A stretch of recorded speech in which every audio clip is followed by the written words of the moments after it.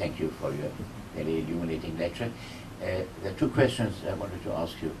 One is, when this argument is raised that you mentioned, that now after the war, nations or states like that are no longer relevant, is it mentioned often by the Jewish community or by others, something which always was the basis of Zionist argument, that the Holocaust in the European countries, amongst other things, was possible because the Jews were a helpless minority everywhere, with no single state that could come to their existence.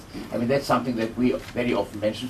Is that mentioned as an answer to those people who say that after the wars, this is no longer relevant or important?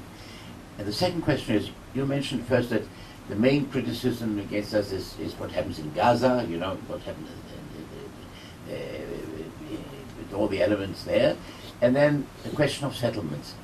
I mean, is it, by the anti-Israel voices, is it ignored that Israel voluntarily withdrew from all the settlements in the Gaza area, with all the internal opposition that created inside Israel? And if it's not ignored, has it had any influence on the power of the arguments of the anti-Israeli arguments? Gerald?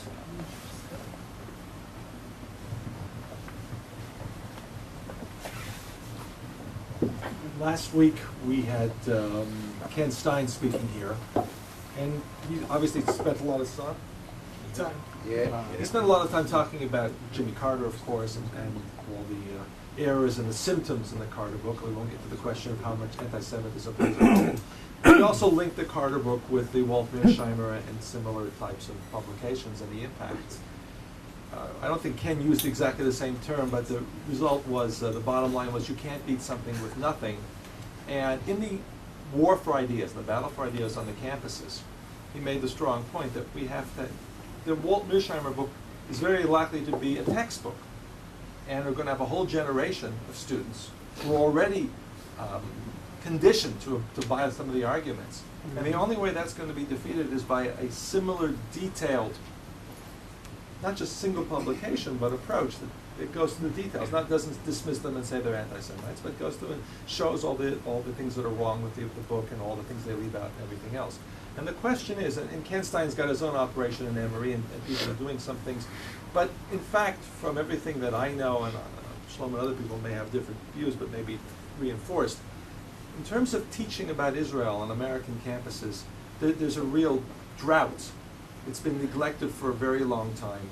Jewish faculty who are somewhat involved in Israel privately are very quiet. You don't see them out there, and I won't get into the role of SPME and EDEC, but part of the problem is you just don't see them having an impact. So I think that's one issue that needs to be addressed seriously and for a very long term and not ad hoc. Now I'm going to ask a question which is going to go in a different direction to some degree, and don't even expect an answer, maybe for another time you come here. This triangle, this strategic triangle that Aaron runs a series of seminars on, the weights have changed in the last 60 years. Israel is now about to become more than 50% of the Jewish people, and I would argue that intellectually, politically, and in every other way, Israel is now the center. I say this as a Zionist, is the center. This is where things are happening. And if you're Tony Judd, you're sitting in London or New York, or the people that I deal with more, if you're Ken Roth or Reed Brody, and you have this internal desire to be a leader and to make your views known and to be respected, there's not much you can do in terms of the mainstream is Zionist, the mainstream is following the Israeli lead, and you want to make a point, you want to do something, and the only way you can do that is go against the stream. I'm explaining a lot of this from personal psychological reasons. Yes, there's a logic that they always bring up, and you can talk about settlements, and I think some of the points that were made here were important. Why are they still clinging to the same slogans that have been out there since the late 60s and early 70s, that things have changed so much? But I think there may be deeper factors, and the question is to what degree these factors are going to become more important as individual American Jews want to play a major role and find that they made the wrong choice because they stayed in the diaspora. Okay. Well, again, to take the reverse order, Gerald Steinberg was raised a very interesting suggestion that the role played by Jewish leaders may owe more to psychological needs to make a difference. I think it's well worthy of exploration, but one thing I would caution here is that during the 1990s, at the height of the Oslo years, suddenly American Jewish leaders felt the most important thing was Israel-diaspora relations. In other words, it was like they were out of business because peace was at hand, the world was changing, anti-Semitism was disappearing, and suddenly it was almost like latching on to Israel-diaspora relations, not because of an intense interest in the issue, but because you couldn't talk about the other things. Suddenly Oslo collapses, Camp David takes place, you have a resurgence of terrorism, a wave of anti-Semitism throughout Europe. Jewish leaders feel like they're back in business. I'm disturbed by some of that because for obvious reasons in terms of what is the real Jewish agenda. And I think there may be a lot to what you're saying. It's well worthy of exploration in other contexts. Having said that, I would say that, look, I work at the American Jewish Committee. I'm not going to give you an apologia for it, but what I would say is that the American Jewish Committee has made an enormous difference precisely by saying we can be Israel's friend in foreign policy circles and foreign capitals. That's an important role that cannot be minimized. As far as your second point about Israel studies on campus, look, again, I don't mean to engage in institutional self-pride, but a good number of years ago, 2002, my chairman was Professor Harold Shapiro, the former president of Princeton University. He convened a group of distinguished academics to ask the question of what should we do on campus. He came to it with the view, which was my own as well, is that let's not be guided by Jewish hysteria. Let's be guided by what's actually taking place. And the results of that consultation, that conference, was that the problem was not hostility. It was ignorance and indifference. We then asked, what do you want to do about this? There were two possible answers, one of which we've acted upon. The other, I think, is latid lavo, in the sense it will take some time, but it will come. What we acted upon immediately was to set up a faculty seminar. We went to Brandeis University. We helped underwrite, support, and implement a faculty seminar where faculty from all over the world, well, primarily North America, but also from elsewhere, convene at Brandeis with the express authorization of their dean or provost to introduce new courses on modern Israel. We've been in business for 4 summers. As a result, we've had 80 faculty, 80 different campuses. The last figures I saw, which is really a year ago, indicated that when we only had 40 graduates, in other words, a year ago, not counting last summers, we had during that academic year, we had 38 courses being offered. 38 courses on 38 campuses, no small accomplishment. So in that sense, in the immediate sense, 2 senses. Number one, the sheer existence of such an institute, what Brandeis calls the Summer Institute on Israel Studies, in and of itself sends the right message. 2, the results are quite tangible. Now, the long-range problem is the one I think you alluded to, and that goes back to the heart of the academic world, and it's not for the American Jewish Committee to really lead, or even help lead. It's for the academics to lead, and that is that scholarship on Israel, doctoral programs on Israel, are woefully deficient in the United States. When I was at Columbia in the 1970s, we had a very impressive program in Jewish history, but it was called the Center for Israel and Jewish Studies. And I always ask myself, where is Israel in this program? The irony, of course, which does, if you want to go back to Jewish leadership, the irony is Jewish leadership insisted that the Holocaust was central to the Jewish historical understanding. Israel suffered by comparison. I always raised the question, I said, why are we more interested in finding out how Jews died than what Jews actually did? But that was the mindset. The Holocaust became part of the curriculum for what every educated Jew should know. The idea that the return of the Jews to sovereignty and statehood is the most remarkable development in 2,000 years of Jewish history got relatively short shrift. In order to address that seriously, you need scholars, and scholars need to be trained and developed. And right now, there's at least the philanthropic world has been sensitized to the notion that if you want to do something about this, establish doctoral programs, establish chairs. Let's bring in a new generation of scholars, and in the long run, that will turn things around. It'll take a lot of patience, which unfortunately American Jews have very, very little of. Let me turn back. Judge Bach raised 2 interesting questions. suggesting perhaps the idea behind the Walt Mearsheimer article, the real refutation of it is that the Jews were powerless during the Holocaust, and essentially this is in effect a call for return to that type of thinking, that type of situation. I think he's hitting on something very important here, and that is that there is almost a kind of admiration for the Jew as victim.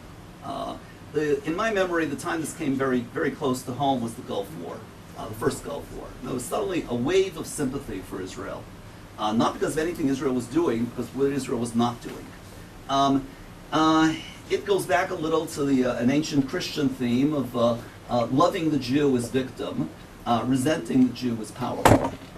What bothers me is that some of that has been internalized by the Jewish community. We imagine ourselves, or we like to picture ourselves, in relatively powerless terms. Yehuda Bauer, I think, has argued very effectively. The real lesson of the Holocaust is not never again, because who can say never again? The real lesson is never again should the Jews be so powerless. That's the critical theme. Has that entered into the reception of the Walt Mearsheimer piece? Again, my problem is that American Jews have an ambivalence about talking in those terms. I've always said Jews have never been as powerful as their enemies imagine themselves to be, but they've also never been as powerless as they imagine themselves to be, with the important exception of the Holocaust years. But has that made an impact? No, I think because of this ambivalence that I'm talking about. The second question is, what about the fact that Israel withdrew from Gaza? Just by the idea that if the state of Israel had existed, then the Holocaust could not have existed in this way. That theme is underscored, is articulated very strongly. I myself was in a debate once with a very popular Jewish author, a fellow by the name of Douglas Rushkoff, who's written a book called Nothing Sacred. It's an attempt to appeal to alienated American Jewish youth. And he's basically, it's an interesting book. He's saying the problem with Jewish education is that it's taught from an authoritarian position, that this is the truth, and now implement it.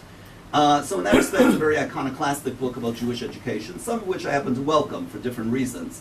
But what got me in the context of that debate was he said, I think the creation of Israel in 1948 was a tragic mistake. So my response was, as ironic as this may sound, I agree with you. It was a tragedy. It was created not in 1938 as opposed to 1948. That does register and that does resonate. And yes, the Jews need to articulate that theme. If only there had been a Jewish state, the dimensions of the Holocaust would have been sharply reduced, although obviously not obliterated. The second theme Judge Bob raises is what's the reception to the notion of the settlements of Gaza were completely evacuated. I think the most, the dominant reaction, which is well understandable, is the sea change that took place in Israeli politics to get to that point. Secondly, that an article in this week's New Republic by Martin Parrot called "Who Lost Palestine?" It's an important piece that it says, recognize what actually took place in Gaza, or once Israel left. In other words, look what a disaster Gaza became. The problem I'd venture to suggest is that Americans have very short memories, including American opinion writers. In other words, they look at Gaza now, and the question they're debating is, should America be engaging Hamas? Or is the policy of isolating Hamas responsible for this disaster known as Gaza? So in that sense, the forgetfulness about the disengagement essentially is very strong.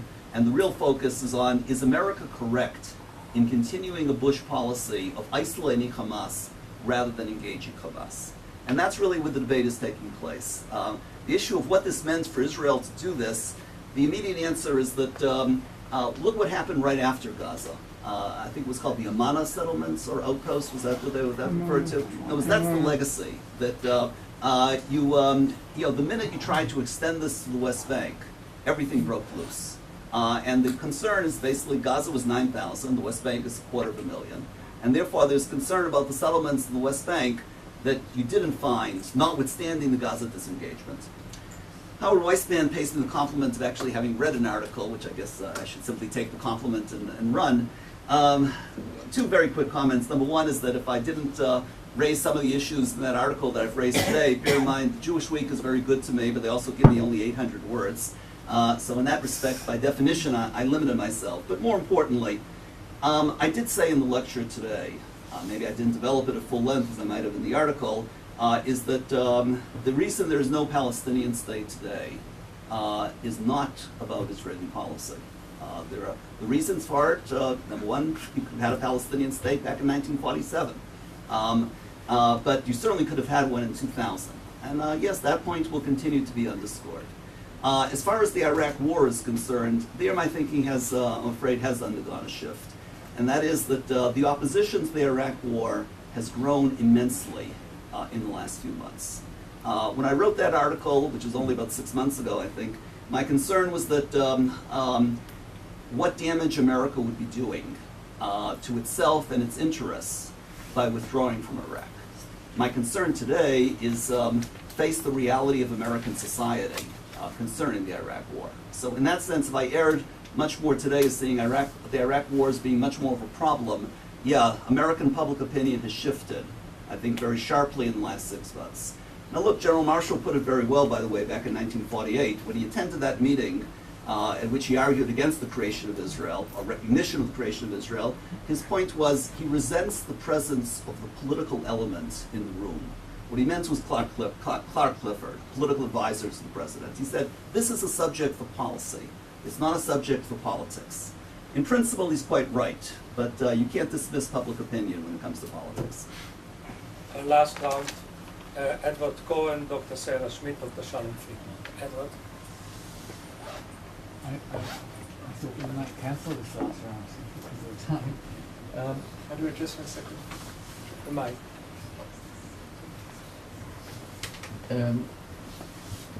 Thank you very much. I was going to ask a question which Izzy Liebler touched on, but I'm not sure that you actually answered it.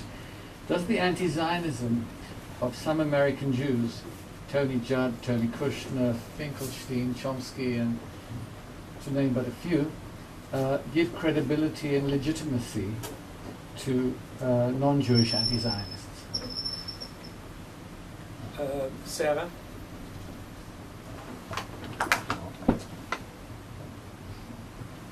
Two questions. First, I teach at the Hebrew University, also Tel Aviv University Schools for Overseas Students. It's a self-selected group of students currently teaching in an Israeli Studies Institute for summer course. It's amazing how many of the students are coming with anti-Israel attitudes. Yesterday, a student challenged me to explain to him why Zionism was not racism. They are not coming from mainstream or elite campuses. They're not coming from Harvard, Columbia, and the University of Chicago. They're coming from, in many instances, universities I barely heard of. But their atmosphere, or whoever is teaching them, or from wherever they're getting their information, is having them come to Israel. They're a self-selected group, starting out with a defensive proof to me that there is something positive about Zionism. And the second question is perhaps more important, I don't know. What effect on American public opinion, American Jewish public opinion, etc., will the AIPAC case, the case with Steve Rosen et al., have? Final question, Shalom. I'd also like to thank you for your illuminating talk. My question relates to your four first points. One of them, you spoke of America as a Christian society. In the past few months, there are 4 bestsellers about the subject of atheism. And the question of what is happening to the elites of America. That is to say, when Malcolm Hoenlein spoke on the same subject, he also raised the possibility that the real case against Israel, the real fall in support, will be a trickle-down thing, beginning with the elites. Well, the elites are beginning, apparently, to move into a post-Christian mode. It's what might be called the Europeization of America.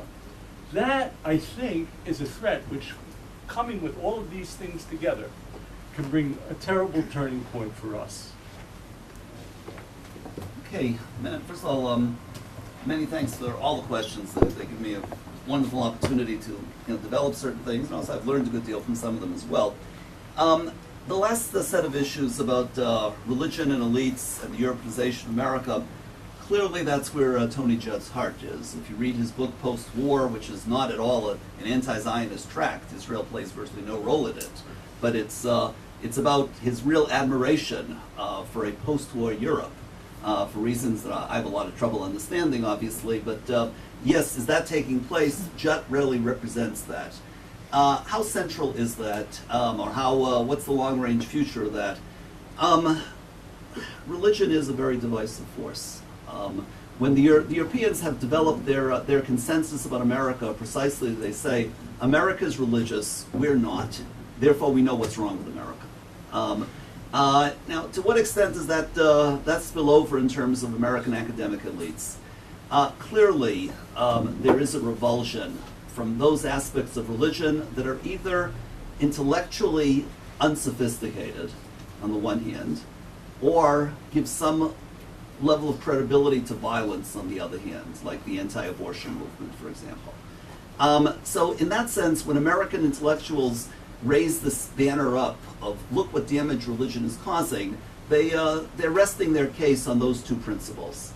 At the same time, they note that religion has played a role in terms of shaping America as a country, and with some exception, look, it was Christopher Hitchens, who's not an American, who wrote the book, basically that religion is Voltaire. In other words, that religion has been the downfall of all humanity. I don't think that position has captured that much consensus among elites. The two issues you're raising, in other words, of Europeanization on the one hand, religion on the other hand, is closely interlinked. The bottom line remains is that the revulsion from religion is not a great way to succeed in America. Certainly not in the American hinterland, by the way. I'm addressing a group of student body presidents next week back in the States, are coming here for a visit. So the person who set up the lecture said to me, bear in mind, these student body presidents are very religious. These are products of the university, and I said, good, it's good that I should know that, because this country, religion plays a great role. But again, it's not what I would ordinarily assume. I would ordinarily assume college students are being taught by very secular professors, and yes, a lot of this kind of thinking of Hitchens, Dawkins, et al. would penetrate their mindset. This raises also the question Sarah Schmidt's raising about overseas students. Look, I hate being overly cynical, but number one is that these students have come here for a year to study. So first of all, they themselves have made the decision that it's worth their while to come here. Having come here, they now have to demonstrate back home their intellectual bona fides. And one of the ways of demonstrating your intellectual bona fides is to raise questions about, is Israel the moral power? I'm number one happy they actually came. That's my first reaction. Second reaction is that you've got a great opportunity to influence them. And third reaction is that this is the most important thing I can say, because I don't think Israelis fully understand it, is that the distancing from matters Jewish is at the very core of the distancing from Israel. In other words, the importance behind these one-year programs in Israel is not, it's not simply the academic experience, as important as that is. It's a question of to what extent will they engage Jewishly. Again, I just finished the seminar with university presidents. A gentleman from the University of Illinois said to me when it's over, he said, you have no idea how important this is. It's part of my re-engagement with something that I ignored for too many decades. Now, on the one hand, you could say, why did you ignore it for too many decades? But the point is, by coming to Israel, it was much more a question of his re-engagement with Jewish identity. And therefore, I'd say that, sure, it's regrettable that students have certain attitudes, but the idea of the relationship with Israel is central to their relationship with matters Jewish, and the converse is equally true. Very last point, what about Jewish anti-Zionism, and does that legitimate overall American anti-Zionism? Look, one good thing about America is that professors seem to have very little influence. In other words, the names you mention are extremely prominent names, yet they have very little following. Finkelstein is the one really causes me some nightmares, because people don't perceive him as being anti-Zionist or as being anti-Holocaust. They perceive him as someone who has written some very challenging books, And as a result, he's gotten a good deal of publicity. On the other hand, he's been denied tenure. So in that respect, again, look, these people are regrettable. I'm not going to invite them into my home, much less to address a setting that I'm sponsoring. But do I think they've had much influence? No. Again, the good news in my talk is that American public culture remains overwhelmingly pro-Israel. Our job is to make sure it stays that way.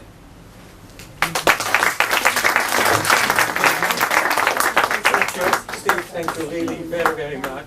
Those of you who haven't seen Steve's previous lecture can find it here. I hope to see you all at the Simon Erlanger's lecture. You can register.